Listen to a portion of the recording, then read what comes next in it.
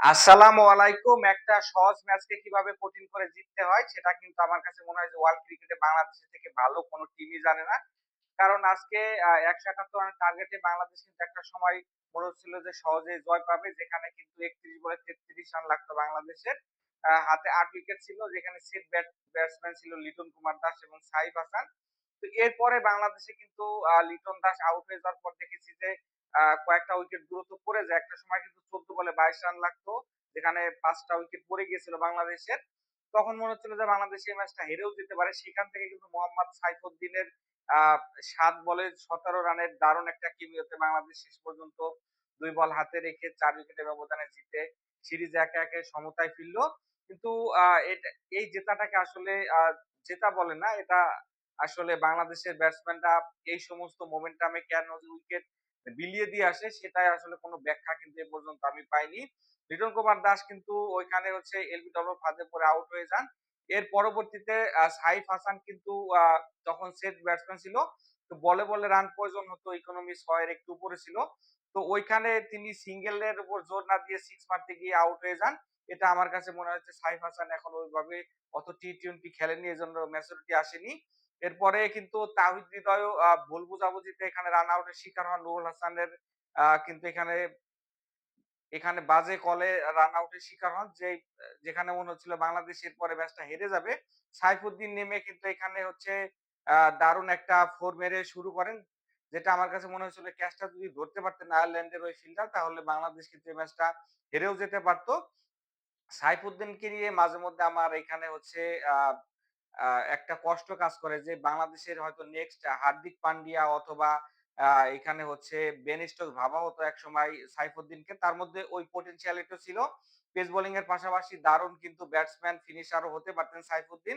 হয়তোবা তার নিজের কারণে ফিটনেস এবং ইনজুরির ইস্যুর কারণে পাশাপাশি প্রপার সুযোগ না পাওয়ার কারণে, কারণ সাইফুদ্দিন বেশিরভাগই কিন্তু যে টাইমটাতে সুযোগ পান ৮-৯ নম্বরে ওইখানে কিন্তু আসলে লোয়ার অর্ডারে বলাররা থাকে। ওইজন্য তিনি কিন্তু ফিনিশিং টাচ দিতে পারেনি।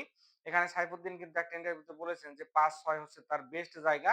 এই সমস্ত জায়গা আমার মনে হয় জাকের আলী, নুরুল হাসান সোহানকে দিয়ে ট্রাই না করে যদি সাইফুদ্দিনকে ট্রাই করানো যেত, হয়তোবা আমাদের ভালো একটা অ্যাসেট ধরতে পারতেন সাইফুদ্দিন। বিপিএল এও কিন্তু এর আগে দেখেছি যে শুধুমাত্র ব্যাটসম্যান হিসেবে কিন্তু সাইফুদ্দিন খেলতে চেয়েছেন, কিন্তু বিপিএল এ কোন দল আগ্রহ দেখায়নি। তো সাইফুদ্দিন আজকে কিন্তু ২ ৪ এবং ১-৬ মারেন। আ লাস্টও এখানে সেকেন্ড লাস্ট ওভারে গিয়েও কিন্তু বাংলাদেশের ১-৬ ১-৪ মেরে সাইফুদ্দিন জয় অনেকটা নিশ্চিত করে দিয়েছেন। না হলে হয়তোবা ম্যাচ কিন্তু আরো ক্লোজে যেতে পারত। যাক শেষ পর্যন্ত হয়নি। শেখ মেহেদী কিন্তু ৬ মেরে ম্যাচটা দারুণভাবে ফিনিশ করেছে। এর আগে বল করতে নেমে কিন্তু আইরিশ ব্যাটসম্যানদের কাছে খুব অসহায় লেগেছিল বাংলাদেশের বোলারদের। বিশেষ করে পল স্টার্লিং এখানে এবং হচ্ছে হিটলি টেক্টর কিন্তু দারুণ ব্যাটিং করেন। ২ ওভারে ২৭ রান তারা তুলে ফেলেন, যেখানে নাসুম এবং শেখ মাহেদী ২ ওভারে ২৭ রান দেন।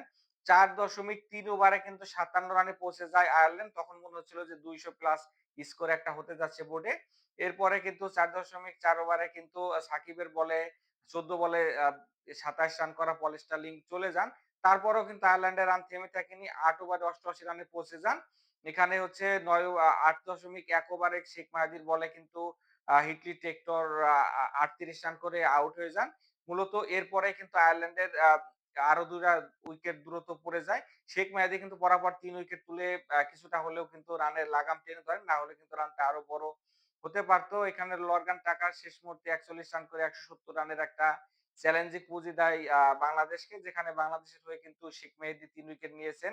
সাইফুদ্দিন ৪০ রান দিয়ে ১ উইকেট নিয়েছেন। যদিও ইকোনমিটা একটু হাই ছিল। মুস্তাফিজও কিন্তু আজকে প্রায় ১০ এর কাছাকাছি ইকোনমিতে বল করেছেন। যাক শেষ পর্যন্ত বাংলাদেশ জিতে সিরিজে সমতা ফিরেছে, এটা এখন স্বস্তি। এখন ৩য় টি-টোয়েন্টি জিতে আয়ারল্যান্ডের বিপক্ষে যদি আমরা এট লিস্ট সিরিজটা জিততে পারি, সেটা কিন্তু টি-টোয়েন্টি বিশ্বকাপের আগে মনে হয় যে কিছুটা হলেও বুস্ট আপ হবে। সকলকে শুভকামনা জানিয়ে শেষ করছি আজকের ভিডিওতে। আল্লাহ হাফেজ।